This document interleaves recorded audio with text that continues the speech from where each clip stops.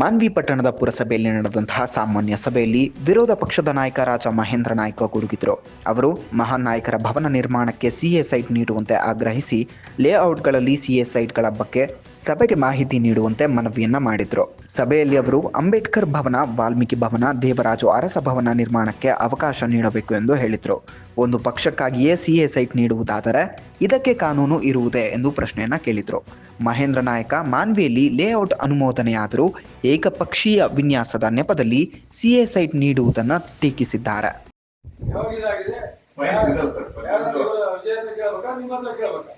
ಇಲ್ಲ sir, file ಇದೆ, layout sign ಮಾಡಿ ಯಾವಾಗ ಆಲ್ರೆಡಿ ಆಗಿದೆ ಅಂದ್ರೆ ಈ ಅಜೆಂಡಾದಲ್ಲಿ ಸಬ್ಜೆಕ್ಟ್ ತಗೋದ ಅವಶ್ಯಕತೆ ಇಲ್ಲ. ಐತೆ ಒಂದ್ಸತಿ ಕೊಡ್ತೀವಿ ನಾವು ಅಪ್ರೂವ್. ಅಬ್ಜೆಕ್ಷನ್ ಇದೆಯಾ? ಇಲ್ಲ ಸರ್, ಅಬ್ಜೆಕ್ಷನ್ ಏನಿಲ್ಲ ಸರ್. ಸಿಎಸ್ ತೋರಿಸ್ರಿ. ಐತೆ ಸರ್, ಆಸ್ ಪರ್ ನಗರ ಪ್ರಾಧಿಕಾರ ಮೌಖಿಕ ಹೇಳಕ್ಕೆ ಇದೆ, ನಾಟಕ ಕಂಪನಿ ಅಲ್ಲ.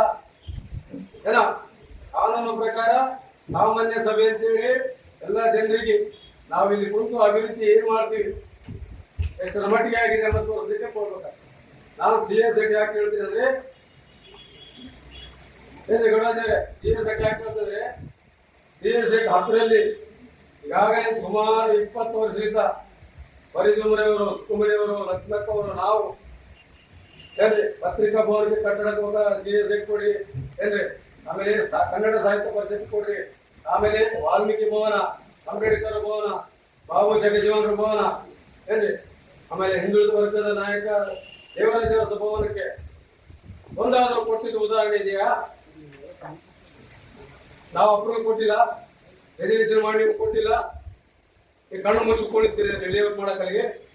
ಇಲ್ಲ ಸರ್, ಕೆಲವೊಂದು ಕೊಟ್ಟರು ರೀಸೆಂಟ್ ಫೋಟೋದಲ್ಲಿ ನಿಮಗೇನು ಗೊತ್ತದ, ನಾವು ರೆಸಲ್ಯೂಷನ್ ಮಾಡಿದ್ದು ಸರ್. ಈಗ ಒಂದು ವರ್ಕರ ಸಂಧಾನ ಭವನಕ್ಕೆ ಪ್ರಪೋಸಲ್ ಕಳ್ತಾ ಇದೆ ಸರ್. ನಾವು ಕೊಟ್ಟಿದ್ದು 8-20 ವರ್ಷ ಕೆಳಗಿಲಿದ್ದ.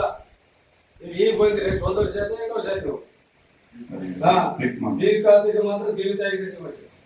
ಸಿಎಸ್ ಐಟಿ ಬಗ್ಗೆ ನಿಮ್ಗೆ ನಾಲೆಜ್ ಇಲ್ಲ. ಸಂಬಂಧಪಟ್ಟ ಜೈಗಳು ಯಾರಾದ್ರೂ ಕಳಿಸ್ರಿ, ಚೀಫ್ ಆಫೀಸರ್ ಪ್ರಶ್ನೆ ಕೇಳ್ಕೊಡಿ. ಈಗ ರೆಸಲ್ಯೂಷನ್ ಮಾಡಿ ಕನ್ನಡ ಸಾಹಿತ್ಯ ಪರಿಷತ್ಗೆ, ಪತ್ರಿಕಾ ಭವನಕ್ಕ, ವಾಲ್ಮೀಕಿ ಭವನಕ್ಕ, ಅಂಬೇಡ್ಕರ್ ಭವನ, ಹಿಂದುಳಿದ ವರ್ಗ ನಾಯಕ ನಮ್ಮ ದೇವರಾಜ ಅರಸ ಭವನಕ್ಕೆ ಸಾಕಷ್ಟು ಕೊಟ್ಟಿವಿ. ಆಮೇಲೆ ಸಾಕಷ್ಟು ವೃತ್ತಗಳಿಗೆ ಈಗಾಗಲೇ ನಾವು ರಿಜಿಸ್ಟರ್ ಮಾಡಿ ಅಧ್ಯಕ್ಷರಪ್ಪಣ ಮಾಡಿ ಒಂದು ನಾವು ಡಿ ಸಿ ಹೋಗಿ ಕಾಪಿ ಕೊಟ್ಟು ನಮ್ಗ ಈ ವೃತ್ತ ನಿಮ್ದು ಆಗಿದೆ ಅಂತ ಇದರಲ್ಲಿ ತೋರಿಸಲಿಲ್ಲ. ಬರೀ ಸರ್ವಾನುಮತದಿಂದ ಒಪ್ಪಿಗೆ ಕೊಟ್ಟಿವಿ.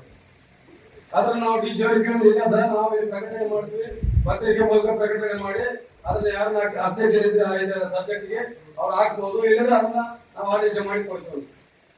ನಾನು ಈಗಾಗಲೇ ಸುಮಾರು 4 ವರ್ಷ ಕೆಳಗೆ ಏನೋ ಕನ್ನಡದ ಪ್ರಿಯ ಹೊರನಟ ಏನ್ರಿ ಪುನೀತ್ ರಾಜ್ಕುಮಾರ್ ವೃತ್ತದ ಬಗ್ಗೆ ಕೊಟ್ಟಿದ್ದೆ. ಇದುವರೆಗೂ ನಮ್ಗೆ ಆನ್ಸರ್ ಕೊಟ್ಟಿದೆ.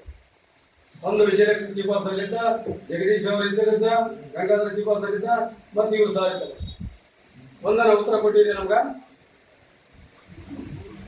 10 ವರ್ಷ ಕೆಳಗೆ ನಾವು ರಿಜಿಸ್ಟರ್ ಮಾಡಿದ್ದ. ಅವ್ರೇನು ಕೆಲಸ ಮಾಡಿರ್ಬೇಕಂತ ಅಭಿಮಾನ ಬಳಸೋರು ಮಾಡ್ಬೇಕಂತ ಅದಕ್ಕೆ ಇದುವರೆಗೂ ಉತ್ತರ ಕೊಡು. ಈಶ್ವರ ಹತ್ರ ಕೇಳಿ ನಮ್ಮ ಹತ್ರ ಇದ್ದೀರಿ ಅಂತಾರ ಈಶ್ವರು. ಅದು ಪ್ರೊಸೀಜರ್ ಏನ್ ಮಾಡ್ಬೇಕಂಬ ಪ್ರೊಸೀಜರ್ ಇದೆ ಸರ್. ಅದೇನೈತೆ ಇಲ್ಲಿದ್ದಿದ್ದೆ ಸರ್ವಾನುಮತದಿಂದ ಒಪ್ಪಿಗೆ ಕೊಡ್ತೀರಿ ನಮ್ಗೆ. ಕನ್ನಡ ಸಾಹಿತ್ಯ ಪರಿಷತ್ತು ಮತ್ತು ಪತ್ರಿಕಾ ಭವನಿಗೆ ಟೌನ್ ಪ್ಲಾನಿಂಗ್ ಕಳಿಸಿ ಅಪ್ರೂವ್ ತಗೊಂಡ್ರು, ಅದಕ್ಕೆ ಏನ್ ಕಟ್ಟಬೇಕು ರೆಡಿ ಇದ್ದಾರೆ. ಇದುವರೆಗೂ ಸಿಎಸ್ ಆಗಿ ತೋರಿಸಿಲ್ಲ. ಇದು ಹೊಸ ಲೇಔಟ್ಗಳು ಆಗ್ತವೆ, ಇದ್ರಾಗ ನಾವು ತಗೋರಿ. ಆಮೇಲೆ ಎದುರಿಂದ ಇದೆ ಏರಿಯಾ ಲೇಔಟ್ ಇಲ್ಲಿಗಲ್ ಇದು ರೋಡ್ ಕಟಿಂಗ್ ಹೋಗಿದ್ದು